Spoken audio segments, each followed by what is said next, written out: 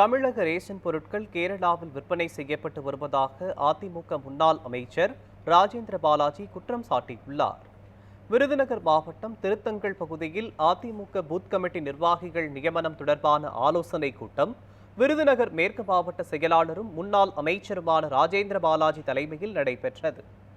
அப்போது நிர்வாகிகளிடம் பேசிய ராஜேந்திர பாலாஜி, மக்களுக்கான நன்மைகள் எதுவும் திமுக ஆட்சியில் நடக்கவில்லை என்றும் கெடுதல் மட்டுமே நடக்கிறது என்றும் குற்றம் சாட்டினார். மேலும் தமிழக நியாய விலைக் கடைக்கு அனுப்பப்பட்ட பொருட்கள் அண்டை மாநிலங்களில் கள்ளச்சந்தையில் அதிக விலைக்கு விற்கப்படுவதாகவும் சாடினார். அதிமுக அரசு கொண்டு வந்த நலத்திட்டங்களை திமுக அரசு தடுத்து நிறுத்தியுள்ளதாகவும் இந்நிலை மாற எடப்பாடி பழனிசாமி மீண்டும் முதலமைச்சராக வேண்டும் என்றும் கூறினார். ரேஷன் கடைக்கு போய் கேட்டீங்கன்னா அரிசி கிடையாது, பருப்பு கிடையாது, மண்ணெண்ணெய் கிடையாது, எதுவுமே கிடையாது. எல்லாம் வந்து கள்ள மார்க்கெட்டில் கேரளா விட்டுருக்காங்க. எல்லாம் கிடையாது. 1000 பேருக்கு மண்ணெண்ணெய் ஊற்றணும்னு சொன்னால் 100 பேருக்கு ஊற்றுறாங்க, இல்லை 50 பேருக்கு ஊற்றுறாங்க. மீதி மண்ணை ஊரை வந்து வெளிமார்க்கில் கள்ள மார்க்கில் அதிக பணத்துக்கு கொள்ளைக்கு விற்றுறாங்க, கொள்ளடிக்கிறாங்க. இப்படித்தான் நடக்குது. துவரம் பருப்பு இப்போ ரேஷன் கடையில் கிடையவே கிடையாது. அதிமுக ஆட்சியில் அரிசி, பருப்பு, மண்ணெண்ணெய் எல்லாமே வந்து ஃப்ரீயாக கிடைச்சிது.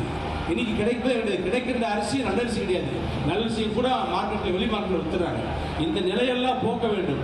கல்வி கடன் ரத்து செய்யணும்னு சொன்னாங்க, ரத்து செய்யவில்லை. பெண்கள் வாங்கிய கடனுக்கு, நகை கடனுக்கெல்லாம் ரத்து செய்யணும்னு சொன்னாங்க, முழுமையாக ரத்து செய்யலை. நீட் தேர்வு நான் ரத்து செய்யலை. திருமண உதவி திட்டத்தை நிப்பாட்டியே போட்டாங்க. நாளைக்கு தங்கத்தை நிப்பாட்டாங்க.